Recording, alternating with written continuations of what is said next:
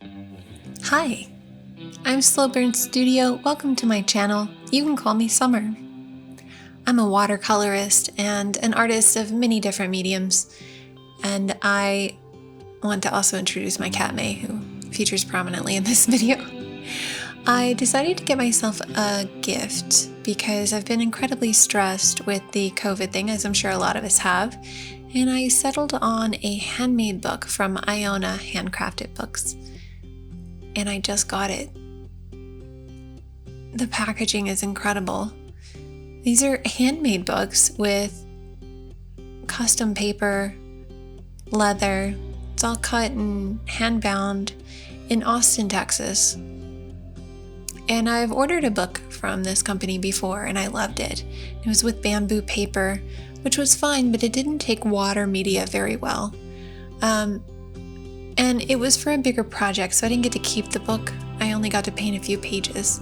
So this one is just for me, and the smell of the leather is so nice. And I was a little disappointed in the fact that it was so perfect. I like a little more worn leather look, but I know it'll get that over time. Look at May sniffing at it. Yes, please help. I need to get this open.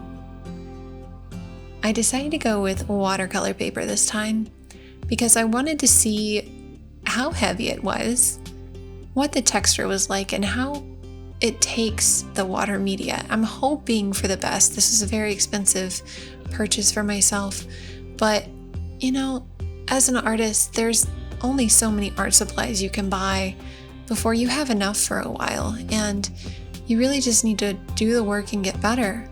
So this is a really special thing because I want this to be like a project that I do over time. And so I went big. This is a 9x12 size, and I like to work at least this big. I'm starting to want to work even bigger. And as you can see, this is by Iona Handcrafted Books, and I'll leave more information about how to contact them below. The paper is all 100% cotton watercolor paper, and it's thick with those natural edges, and it's just, I mean, if a book could be sexy, this is a sexy book. The texture is so nice. And it's a cold press, which means it has more of a rough, bumpy texture. If it was hot press, it would be much smoother, and that's what I usually work with, but they only had one kind of watercolor paper available, so I went with it. And I love the kind of uneven edges, the natural feel of it, and it just feels so quality. I feel like I can pass this down through generations, and it's going to be an heirloom.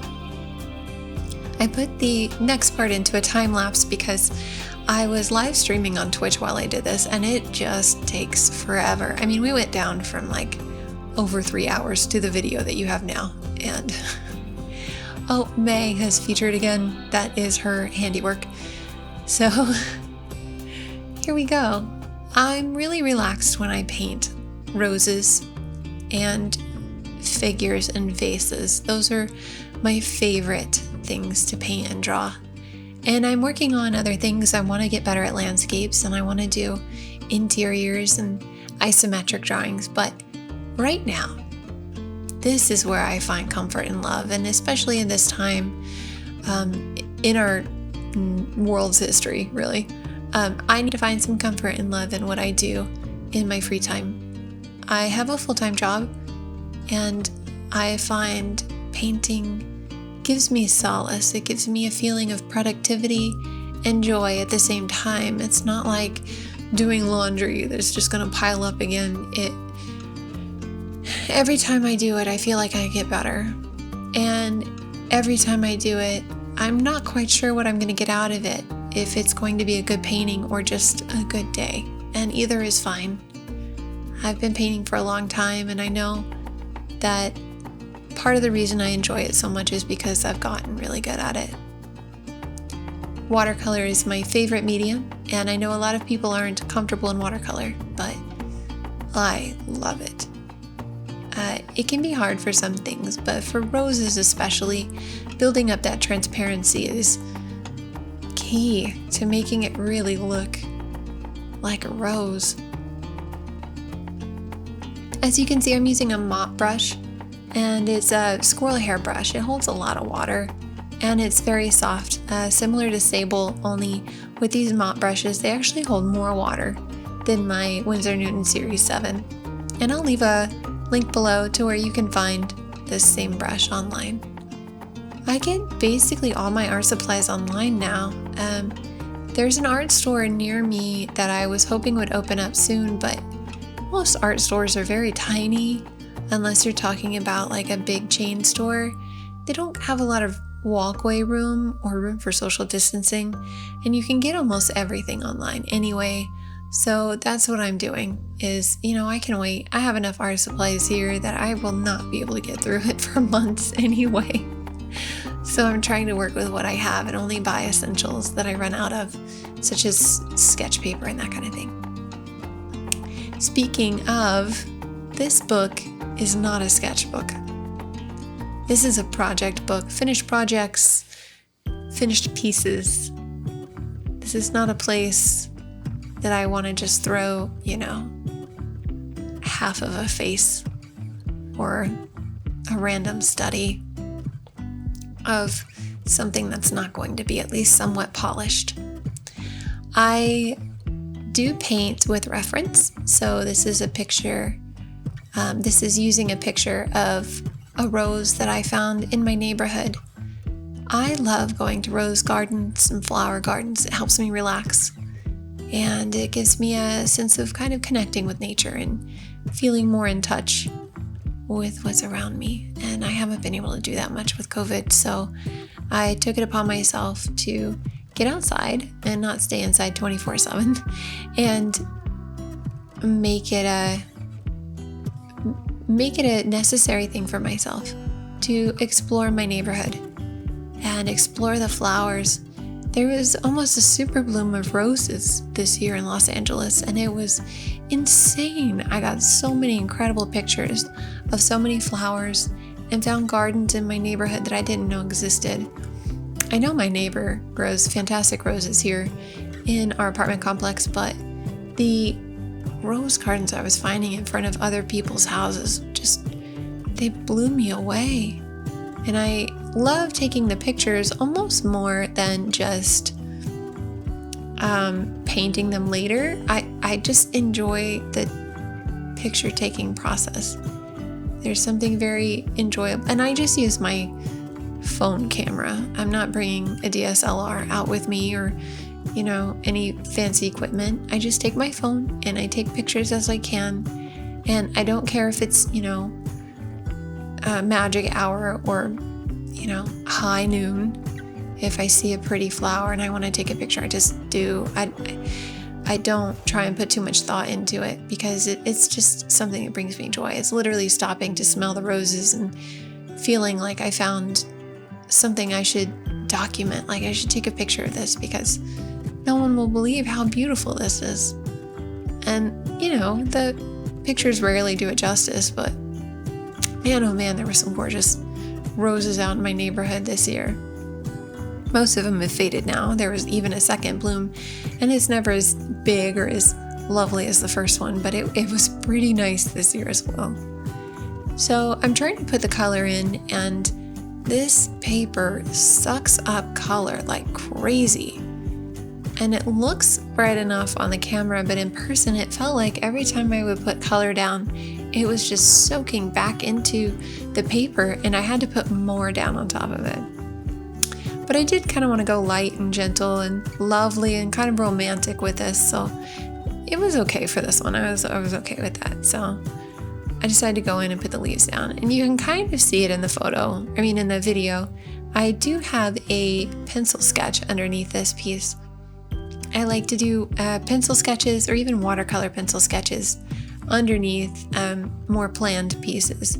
I do a lot of figurative art too, and if I'm going to workshops, I usually use water soluble media underneath so I can get kind of a fast sketch. I don't have time to pull it up and then go back over it later. I just got to sketch and then paint right on top of it. So if I'm already using a watercolor pencil, that works great. It soaks right into the painting and it can make a nice accent color if you choose right. But for this, I just used a little bit of graphite and kind of sketched in what I was looking for before I started painting. And right now I'm kind of making up some leaves for the background to give it kind of a feel of being with other roses without having to paint a lot of other roses, you know? So just kind of leaving some of that as if it's light touching leaves in the background before painting in the heavier background, I think really makes a lovely difference on some more depth to the piece. And as you can see, I'm painting in some pretty hard blues, but by the time it dries, they don't look nearly as hard. It really soaks up a lot of this color, which is something you just kind of have to take notice of. One of the reasons it's important to paint with expensive paper, even when you're practicing, I find that when you use different kinds of paper, they have different properties.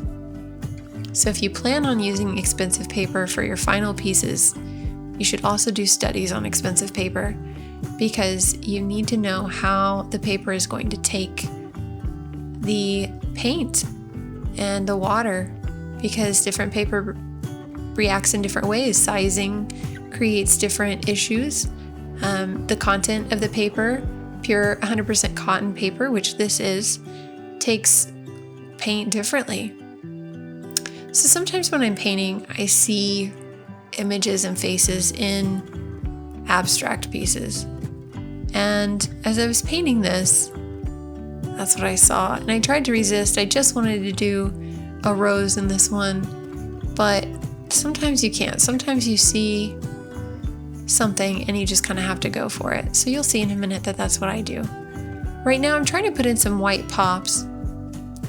Dr. Martens has a really good white that's really good for this. It's an opaque white, but for this one I use Daler Rowney's Pro White, and I'll link to that down below. This is a process white, an opaque watercolor, and it's for use on paper with a brush pen or an airbrush, but it's opaque. It's meant to be used as a highlight over the top, and some people don't believe this is pure watercolor to use whites. You should reserve the white spaces using the paper as the purest white, which I get, but this paper isn't even white. This is cream colored paper, and this extra white highlight gives it a fantastic pop that you just can't get if you just reserve the white of the paper.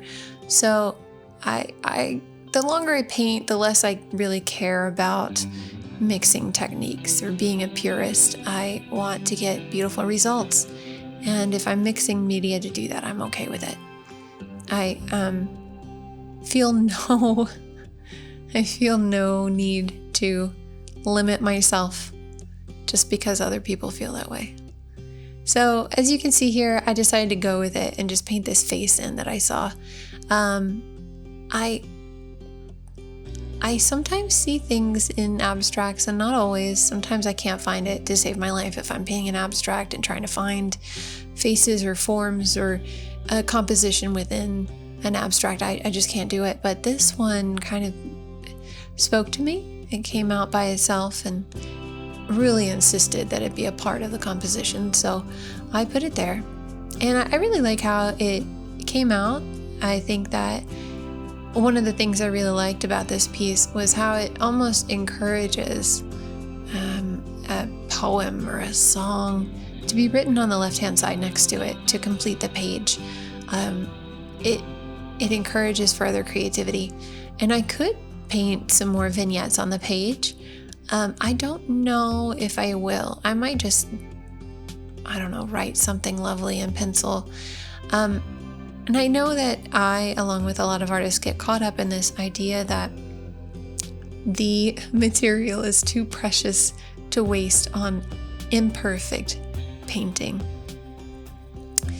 But it's a material. It's meant to be used. And what's so perfect about a blank page that can't be improved on by an imperfect painting. Like, it has no value other than that of the cost of the paper until you put your touch on it. So give it the value it deserves. Use the paper, use the book, and don't be afraid to get in there and really give it some oomph. So we're getting through it. It's starting to really come to life. The face is feeling more like it belongs. The colors are finally starting to pop and move and groove. The whites are not, they're sinking in again, and it's so frustrating. I put those same whites on probably 3 times. But as you can see, I'm just kind of playing and moving and trying to find the lines here. The face is revealing itself to me a little bit over time, and I really wanted to kind of make sure the shape was right, so it felt more natural. A little bit of curly hair that kind of fades into it. I was really happy with this. I'm really glad you took the time to watch this with me today. I will be posting more videos of the book and hopefully some other videos that aren't related to the book but are related to art. So make sure you like and subscribe. And if you want to see this in a still version, you can also check out my Instagram. I'll have a link for that down below as well. And you can see and like zoom in and all that good stuff. Thank you for being here today. Thank you for being a part of my process. And I can't wait to share more art with you.